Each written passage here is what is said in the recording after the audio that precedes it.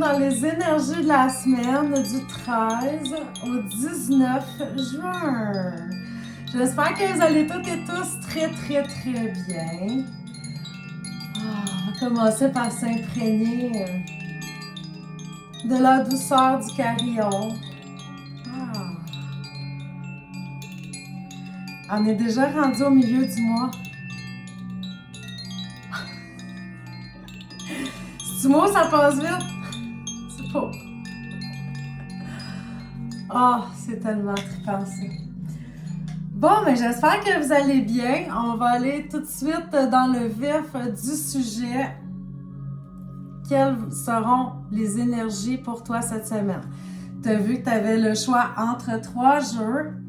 Le jeu numéro 1, c'est le Wild Unknown Tarot que j'adore, puis je sais pas pourquoi je m'en sers pas plus que ça dans les vidéos.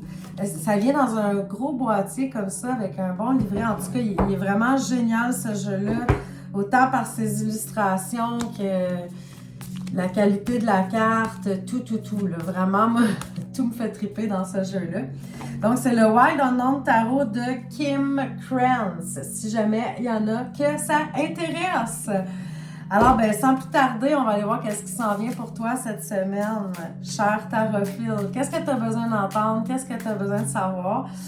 Et n'oublie pas, garde en tête que ce sont des tirages généraux. Ça ne peut pas parler à tout le monde.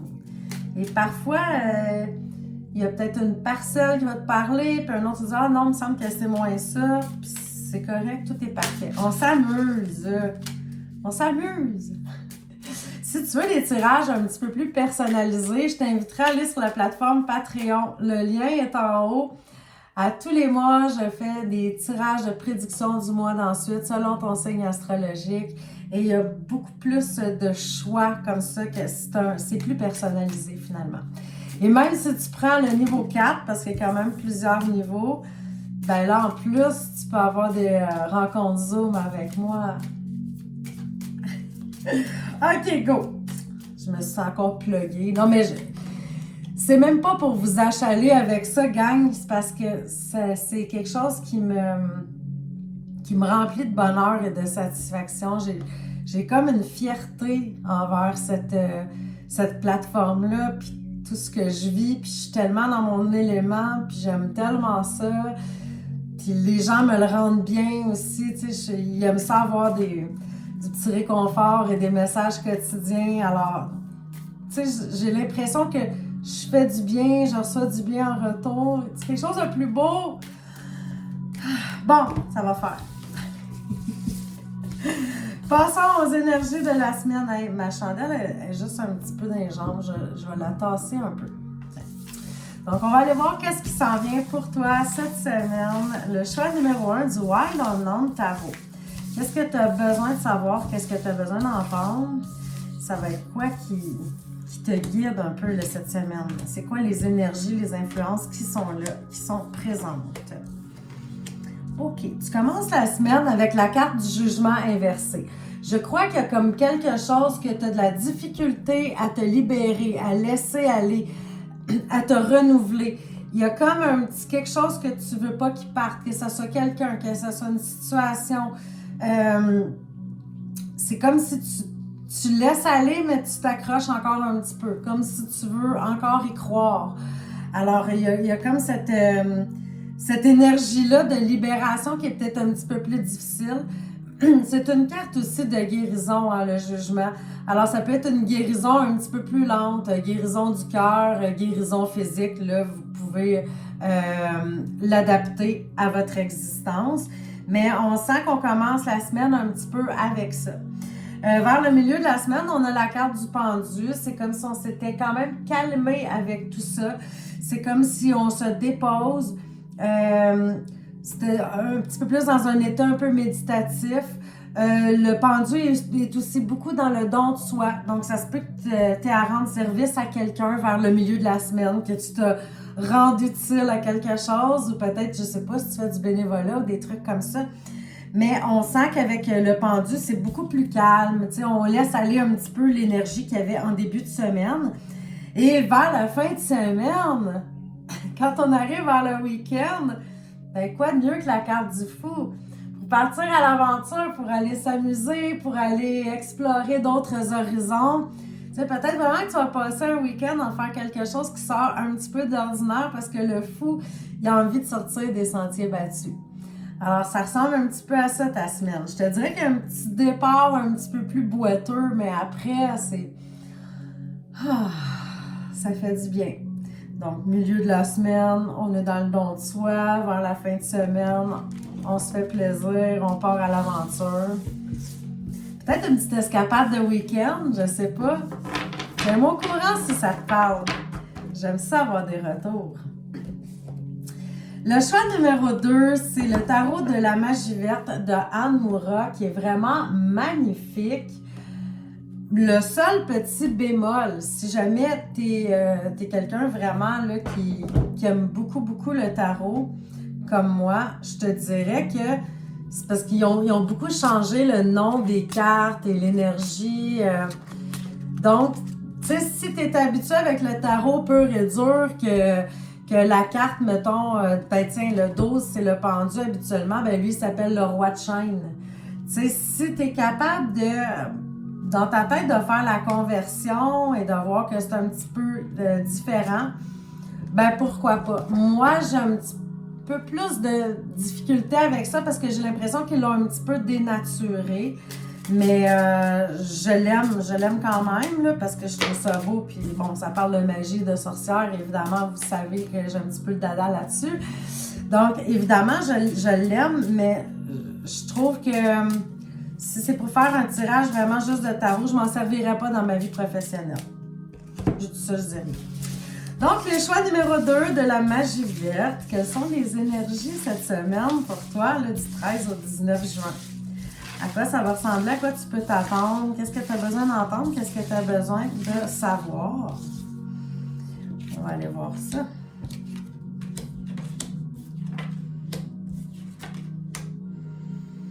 OK, bien, on commence la semaine justement avec le pape, mais qui ici s'appelle le grand prêtre, mais inversé.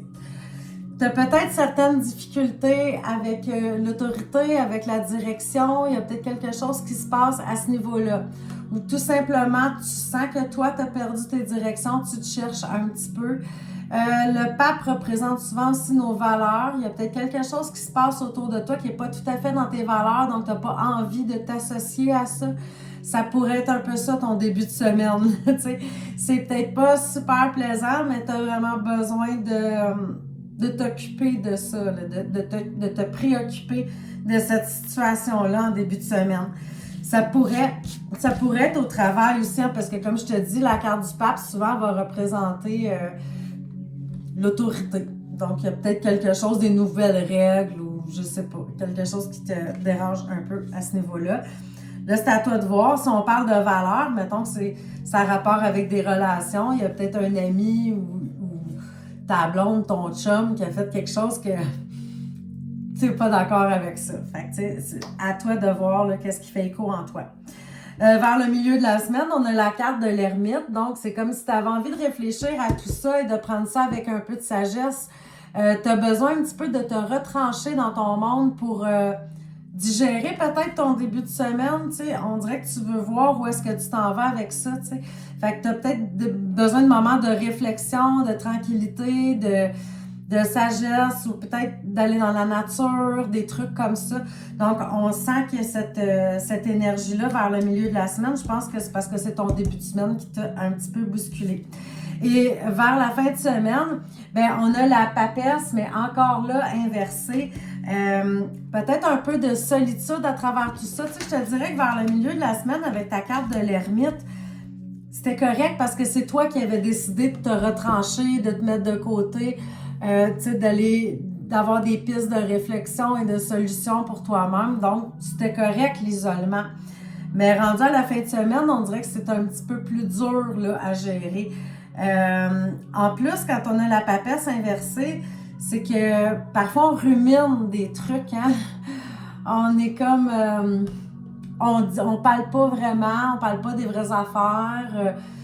Ça se peut que tu restes dans le silence, qu'il y a quelqu'un que tu n'es pas prêt à lui parler tout de suite, tu lui fais un petit peu le traitement de silence, garde, peut-être pas de bouder, là, j'irai peut-être pas jusque-là, mais que tu n'es peut-être pas encore prête ou prêt à affronter cette personne-là et à discuter avec. Donc, tu te retranches, peut-être qu'après tes moments de réflexion, tu en viens à la réalisation que ça fait vraiment pas ton affaire. Alors, je te dirais que c'est une semaine un petit peu en dents de scie où tu as besoin de réfléchir à des trucs. Je pense que tu vas mettre beaucoup de choses au clair cette semaine, avec toi-même surtout. Il y a des choses qui te plaisent pas. Peut-être que tu as enduré des trucs, peut-être que tu as dit oui à des choses que tu n'avais pas envie. Puis là, tu es en train de réaliser que ça doit prendre fin, tout ça. C'est comme si tu voulais te choisir toi. Mais ça demande quand même des moments de réflexion, des moments intérieurs, puis faire une espèce de travail de shadow work, comme on appelle. Donc, c'est nécessaire dans la vie, mais des fois, c'est pas tellement plaisant. Bon, cela dit, les choix numéro 3. Comment se profile votre semaine? J'ai choisi le jeu Le Tarot de Marseille, tout simplement. Qui vient dans un boîtier là, que j'ai pas sorti parce qu'il est quand même gros.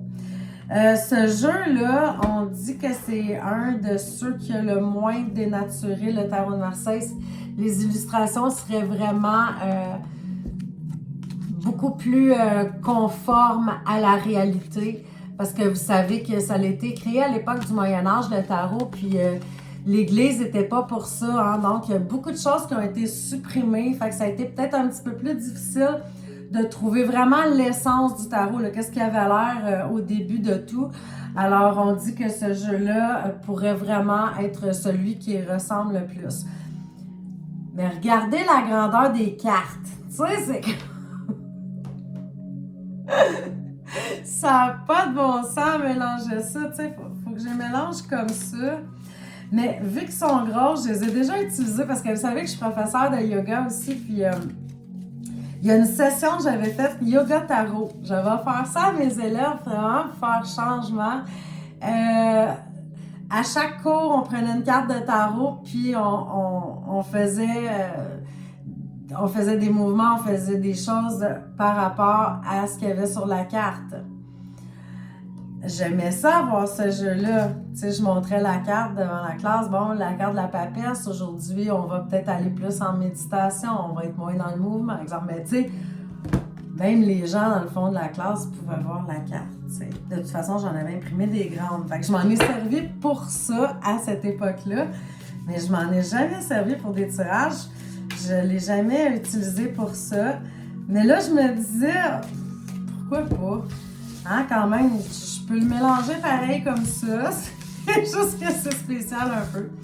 Donc, les choix numéro 3 du Tarot de Marseille, pur et dur et énorme. À quoi vous pouvez vous attendre pour cette semaine du 13 au 19 juin? Qu'est-ce qu'il y a dans l'air pour vous? Ah, ça prend de l'espace. Même quand t'es bras, je vais te dire, on répue.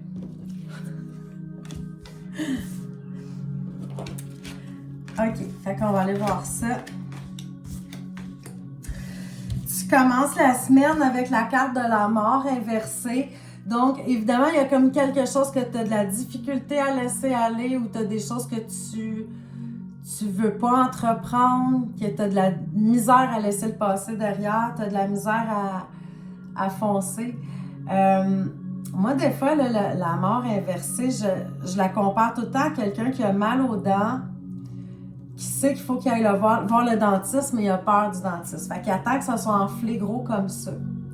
Fait qu'on dirait que tu laisses pourrir une situation au lieu de vraiment la laisser aller parce que tu as peur, tu veux pas faire le deuil et tout ça. Donc, il y a comme une certaine difficulté.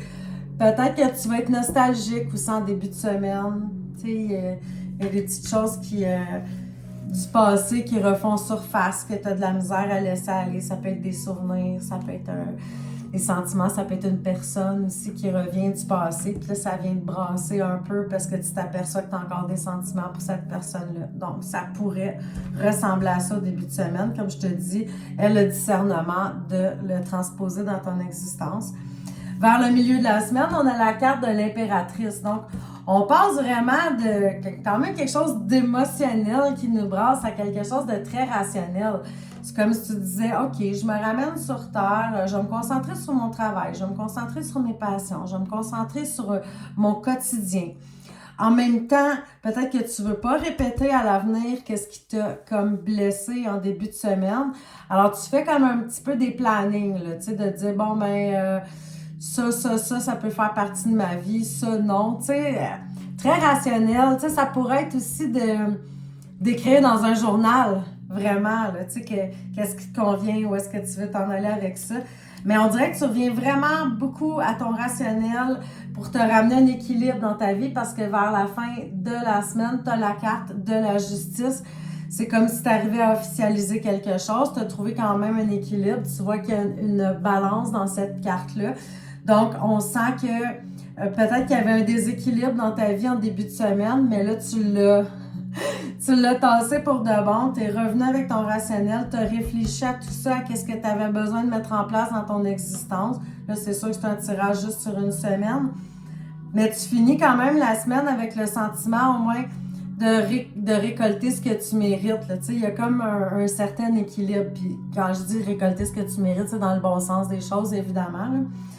Et je voulais aussi ajouter que si jamais tu attendais quelque chose d'officiel, un papier du gouvernement ou bon, peu importe, ben ça pourrait aussi se régler vers la fin de la semaine. Tu sais, c'est comme tu attendais un permis pour quelque chose ou tu t'es inscrit quelque part, tu voulais savoir si tu allais, tu t'as donné ton nom à un autre poste à la job, ça se peut que ça s'officialise. Donc, parce que c'est très, très, très... c'est quand même deux cartes un petit peu plus bureaucratiques, comme je pourrais dire, entre guillemets, vers la fin de la semaine.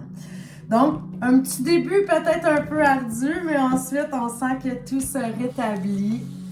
Alors, ben écoute, je te souhaite une magnifique, merveilleuse, fabuleuse semaine. Fallait bien que j'aille un chat dans la gorge juste à la fin. Je pense que c'est comme les effluves de ma chandelle. Donc, je te souhaite une magnifique, merveilleuse, fabuleuse semaine. On se revoit vendredi pour les influences du week-end. Ciao, ciao!